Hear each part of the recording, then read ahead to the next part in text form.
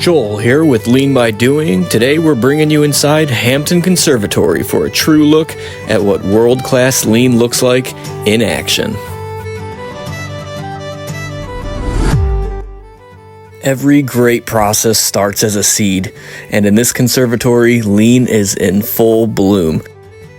First thing we did is began the meeting at 9 a.m. sharp. They host a weekly meeting on Wednesdays.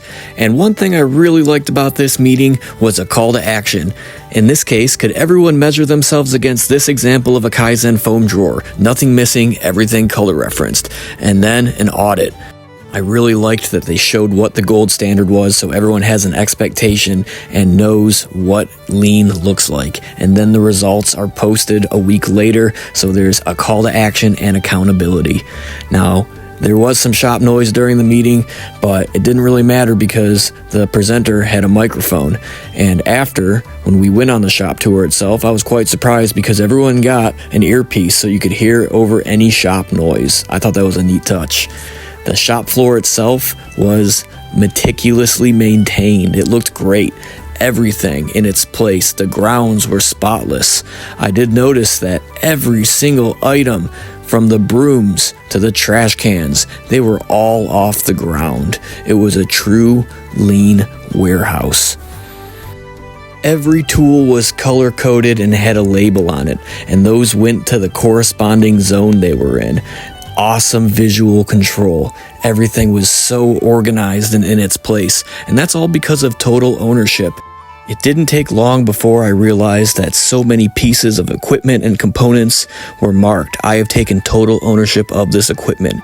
And each zone is allocated to different employees, so they know where their responsibility lies. Here to talk more about this ownership is Brian Myers. I'm at Hampton Conservatories, and behind me is a GPS location for their 3S areas. So what you're seeing here is they have their entire factory, and they have their color areas divided, and then they have their team assigned to each area, and from there they can do audits of their area and score them for their 3S scores.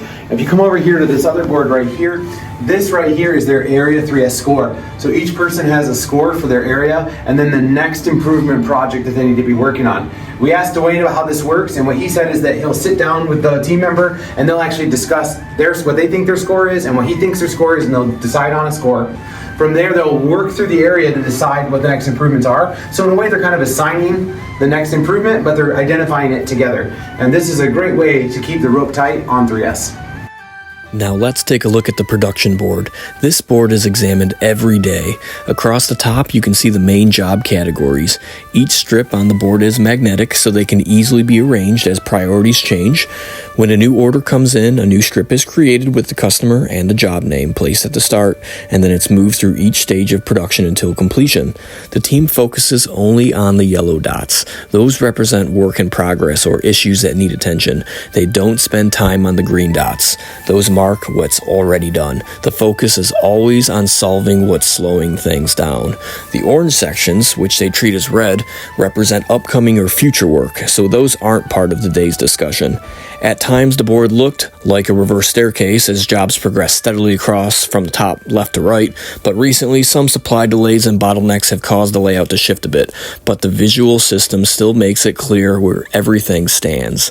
This board represents the active production flow, and the system keeps the entire team aligned. Everyone knows what's moving, what's stuck, and what's coming next.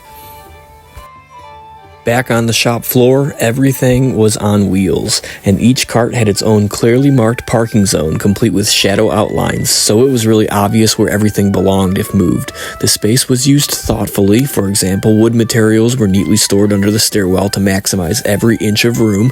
Each employee had their own PPE station on the wall, and nearly every machine had its SOP posted right beside it.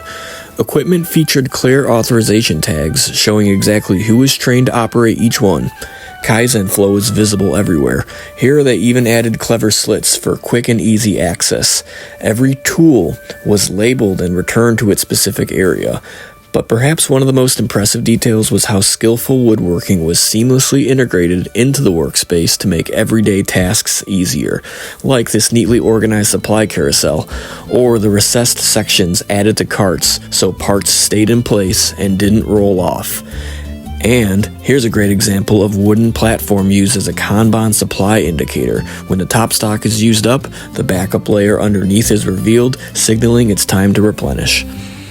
Here's a look at all the different trim profiles used for the moldings. Each one includes a QR code linking them directly to the Gemba dock with setup instructions for the nearby equipment. All the saws, tools, and templates were clearly labeled, featuring breadcrumbs and location indicators. And just to give you a sense of the scale here, this is a conservatory frame in progress. These structures are absolutely massive, and building them requires extensive kitting and a variety of sourced components. The delivery area is clearly marked and equipped with a wheeled cart to move materials to the appropriate location. Each job has its own supply trolley, so as source components arrived, they're placed in a corresponding bin. Those bins can then be transferred to the correct area when they're ready, with a sliding indicator showing exactly where each bin has traveled. Their supply and consumables closet was exceptionally organized and tidy. Their two-bin system added an extra layer of visual control, with reserve or backup stock being kept in gray bins instead of blue. From there, materials are transferred by a cart from the storage area to the relevant work zone. This smooth workflow carries seamlessly from station to station, fueled by intuitive and creative ideas across every department. Whether it's Keith from glazing turning a half-day task of applying adhesive window strips into just 30 minutes with a custom wheel and jig, or William having a clever process to cut down materials with ease. From simple andon lights that rely on function over expensive tech to powerful visual control that tracks progress on all aspects of a job, from ordering through production from start to finish. This is a culture built on continuous improvement, pride in craftsmanship, and genuine teamwork. And the tour wrapped up with an unmistakable touch of Irish hospitality. Hampton Conservatories truly stands out as a world-class lean company.